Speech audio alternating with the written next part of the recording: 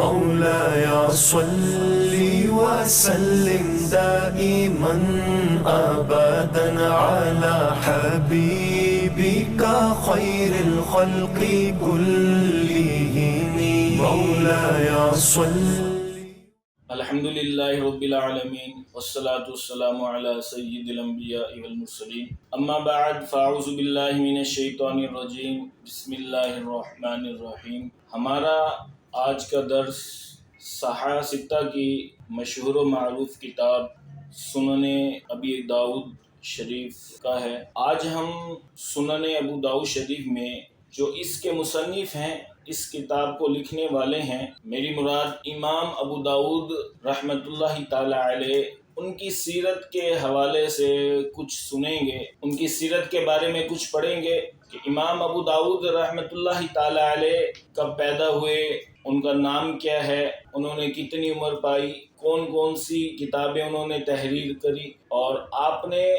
علم دین کے لیے کہاں کہاں کا سفر کیا، کون کون سے شہر گئے، کن کن اساتذہ کرام سے آپ نے علم دین حاصل کیا. انشاءاللہ العزیز آج اس کے بارے میں ہم پڑھیں گے. امام بخاری اور امام مسلم رحمہ اللہ کے بعد جو امام حدیث سب سے زیادہ مرتبہ اور مقام کے مالک ہیں وہ امام ابو داؤد رحمۃ اللہ تعالی علیہ ہیں. جس زمانے میں امام ابو داؤد رحمۃ اللہ تعالی علیہ نے تصنیف و تالیف کا آغاز کیا، اس وقت عام طور پر علم حدیث میں جوامع اور مسانید کی تالیف کی جاتی تھی. انہوں نے سب سے پہلے کتاب السنن لکھ کر علم حدیث میں ایک نئی راہ دکھلائی، اور اس کے بعد متعدد ائمہ حدیث نے ان کے چراغ سے چراغ جلانے شروع کر دیے، اور پھر فن حدیث میں کتب سنن کا ایک قابل قدر ذخیرہ جمع ہو گیا. امام ابو داؤد رحمۃ اللہ تعالی علیہ کا سلسلہ نسب کچھ اس طرح ہیں. حافظ ابن حجر عسقلانی رحمۃ اللہ تعالی علیہ نے اپنی کتاب تہذیب التہذیب جلد 4 صفحہ 169 میں لکھتے ہیں: ابو داؤد سلیمان بن اشعث بن شداد بن عمر بن عامر ہے، اور پھر بعض لوگوں نے عامر کی جگہ عمران بھی لکھا ہے. امام ابو داؤد رحمۃ اللہ تعالی علیہ 202 سن ہجری میں سجستان میں خاندان عزو کے ایک معزز گھرانے میں پیدا ہوئے. یعنی امام داؤد رحمۃ اللہ تعالی علیہ 202 سن ہجری میں آپ کی ولادت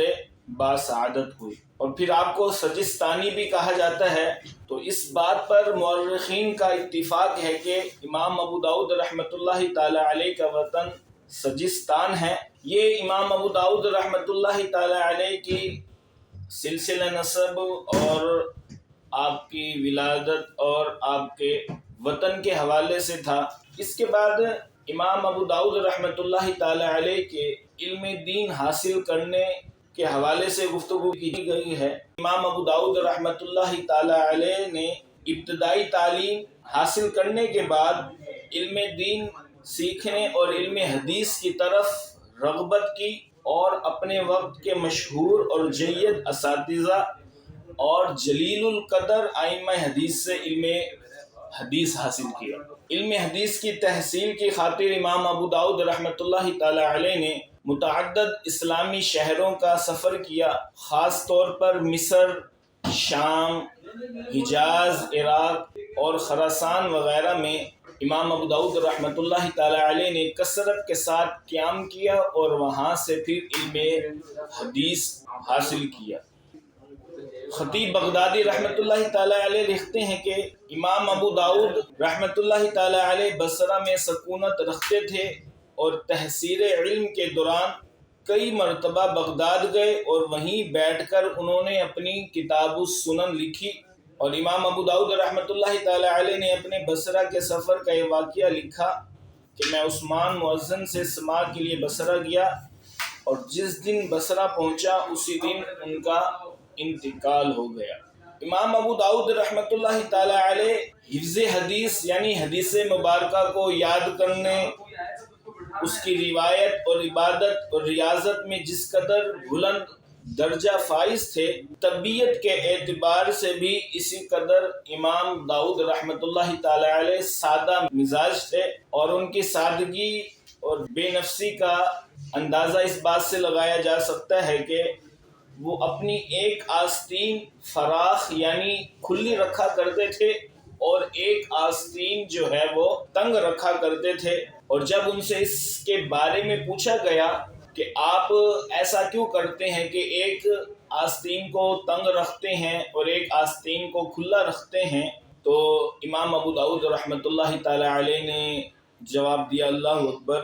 آپ فرماتے ہیں کہ ایک آستین میں کشادہ اس لیے رکھتا ہوں کہ اس میں اپنی کتاب کے کچھ اجزاء رکھ سکوں، اور دوسری آستین بلا ضرورت کشادہ رکھنا اسراف کے زمرے میں آتا ہے، اس لیے میں اپنی دوسری آستین کو تنگ رکھتا ہوں۔ یہ امام ابو داؤد رحمۃ اللہ تعالی علیہ کی سادگی کا انداز تھا کہ آپ کس قدر سادہ مزاج طبیعت کے مالک تھے۔ امام ابو داؤد رحمۃ اللہ تعالی علیہ نے بے شمار ائمہ حدیث علماء کرام اپنے اپنے وقت کے بڑے بڑے جو امام تھے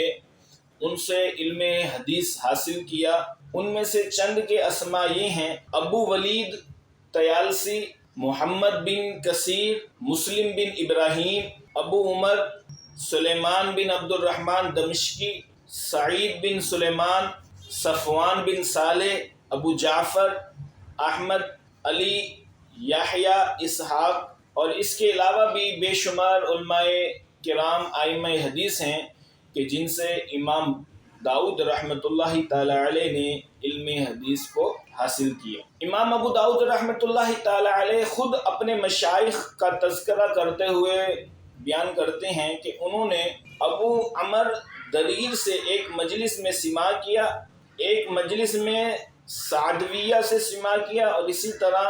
عاصم بن علی سے بھی ایک مجلس میں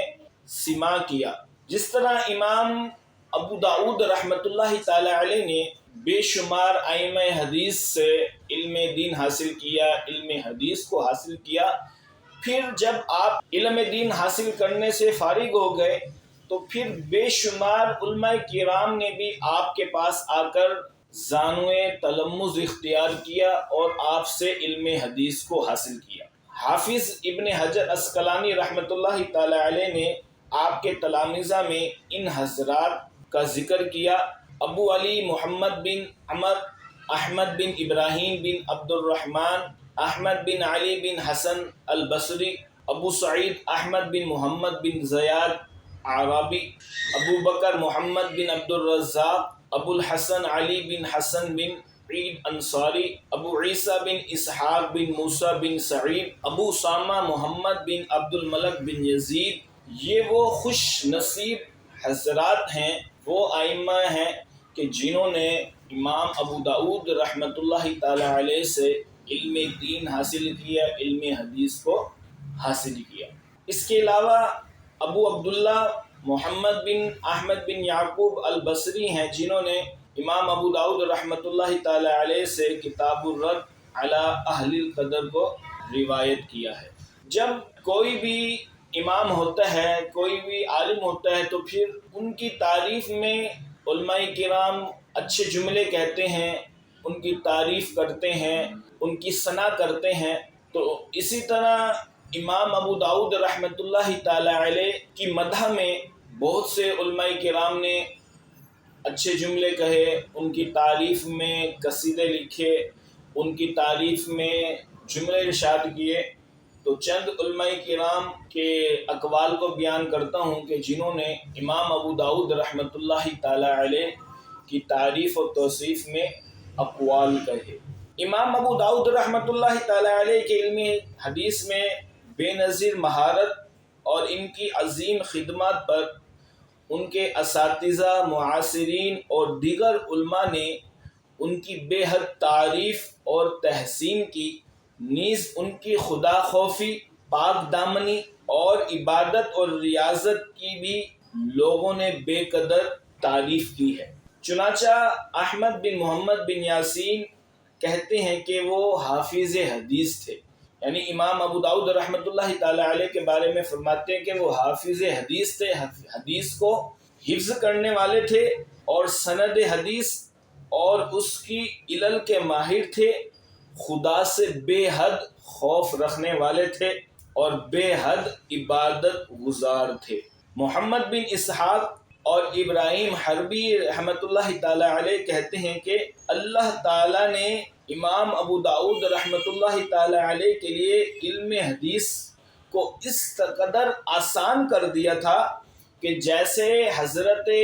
داؤد علیہ الصلاۃ والتسلیم کے لیے لوہے کو اللہ تبارک و تعالیٰ نے نرم کر دیا تھا، تو اس طرح امام ابو داؤد رحمۃ اللہ تعالی علیہ کے لیے اللہ تبارک و تعالیٰ نے علم حدیث کو آسان کر دیا۔